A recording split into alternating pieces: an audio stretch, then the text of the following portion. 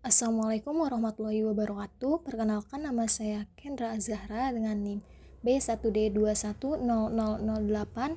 Di sini saya akan mempresentasikan tugas mata kuliah struktur konstruksi 4 dengan materi core wall. Core wall.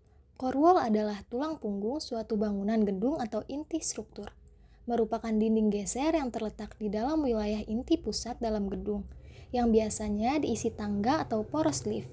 Dinding ini terletak pada inti pusat bangunan yang memiliki fungsi ganda, sehingga menjadi pilihan ekonomis pada pembangunan gedung tinggi selain core wall. Gedung tinggi selain core wall pun masih ada dinding yang juga berfungsi sebagai penahan beban, terutama beban gempa dan beban angin, yaitu shear wall. Semakin tinggi suatu bangunan, pentingnya aksi gaya lateral menjadi semakin besar, sehingga pertimbangan kekakuan, kekuatan bahan struktur akan sangat menentukan keberhasilan rancangan. Komponen utama struktur core. Yang pertama, tiang penyangga atau shear wall.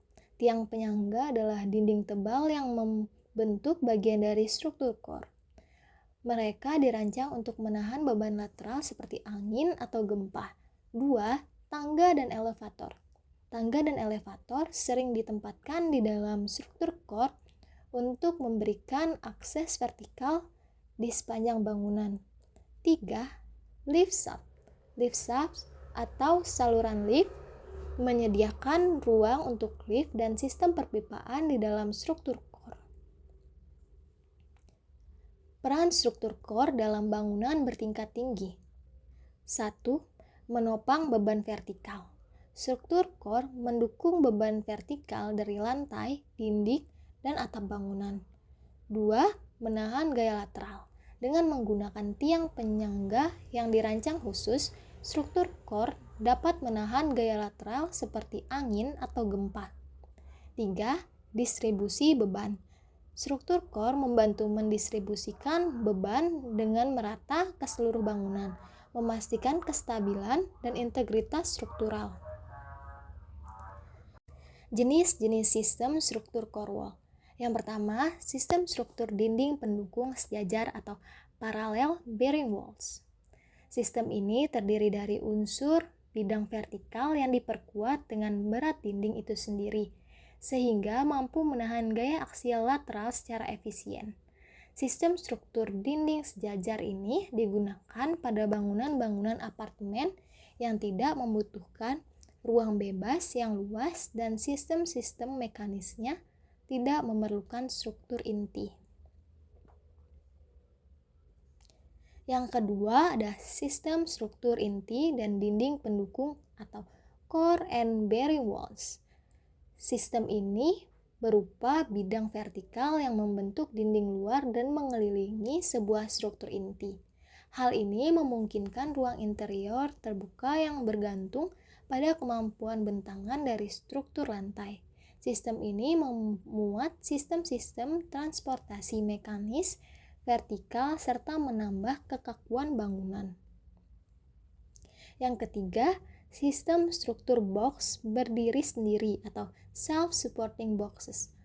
Sistem ini merupakan unit 3 dimensi prefabrikasi yang menyerupai bangunan dinding pendukung yang diletakkan di suatu tempat dan digabung dengan unit lainnya. Sebagai contoh, box-box ini ditumpuk seperti bata dengan pola English bond, sehingga tersusun seperti balok dinding berselang-seling. Yang keempat ada sistem struktur plat tercantilever atau cantilever slab. Pemikulan plat lantai dari sebuah inti pusat akan memungkinkan ruang bebas kolom yang batas kekuatan platnya adalah batas besar ukuran bangunan.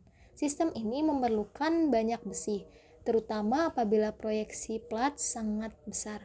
Kekakuan plat dapat ditingkatkan dengan menggunakan teknik-teknik praktekan. Yang kelima ada sistem struktur plat rata atau flat slab. Sistem ini terdiri dari bidang horizontal yang umumnya adalah plat lantai, beton tebal, dan rata yang bertumpu pada kolom. Apabila tidak terdapat penebalan plat pada bagian atas kolom, maka sistem ini dikatakan sistem plat rata.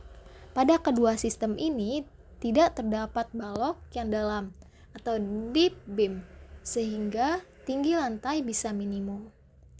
Yang keenam, sistem struktur interspasial atau interspasial.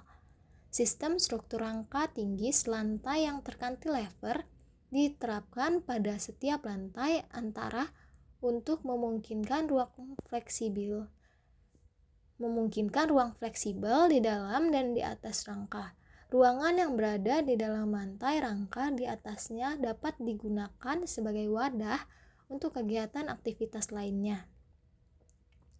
Yang ketujuh ada sistem struktur gantung atau suspended.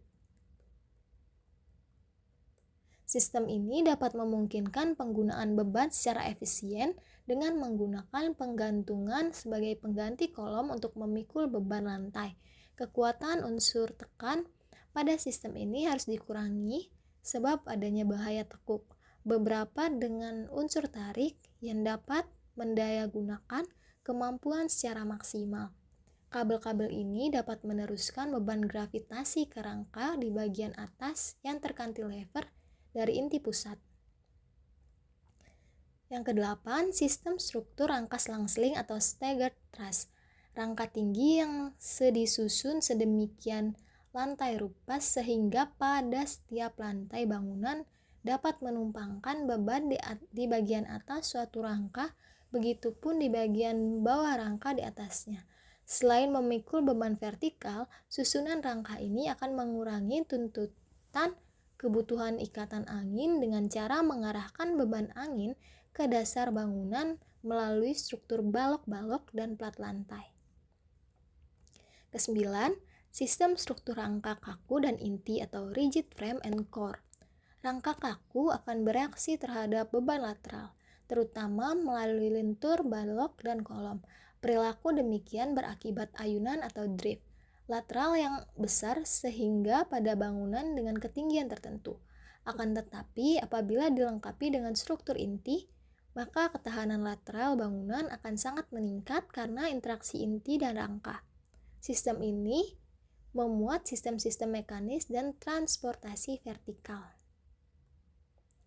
Yang ke-10, sistem struktur tabung dalam tabung, tube in tube. Dalam struktur ini, kolom dan balok eksterior ditempatkan sedemikian rapat sehingga fasad menyerupai dinding yang diberi pelubangan untuk jendela.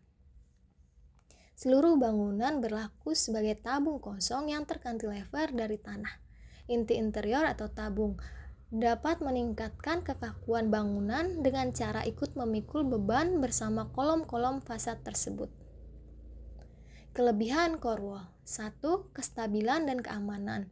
Struktur core memberikan kestabilan dan keamanan esensial untuk bangunan bertingkat tinggi. Yang kedua, fleksibilitas desain. Desain struktur core dapat disesuaikan dengan kebutuhan arsitektural, memungkinkan variasi bentuk dan fungsi bangunan. Yang ketiga, efisiensi ruang. Dengan memanfaatkan ruang di pusat bangunan, struktur core membantu memaksimalkan penggunaan ruang tanpa membatasi desain interior. Di sini ada contoh bangunannya. Yang pertama ada Burj Khalifa di Dubai, yang kedua ada Petronas Tower di Malaysia, yang ketiga ada Shanghai Tower di Cina. Kesimpulan, struktur core merupakan elemen kunci dalam desain bangunan bertingkat tinggi, memberikan kestabilan dan keamanan yang krusial. Dengan melihat contoh proyek ikonik, kita dapat memahami bagaimana struktur core berkontribusi pada kesuksesan dan keamanan bangunan modern. Kombinasi desain yang efisien dan teknologi konstruksi yang inovatif membuat struktur core menjadi aspek penting dalam perkembangan arsitektur dan konstruksi masa kini. Di sini ada sumber dan referensi yang saya gunakan. Ya, sekian presentasi dari saya. Terima kasih. Wassalamualaikum warahmatullahi wabarakatuh.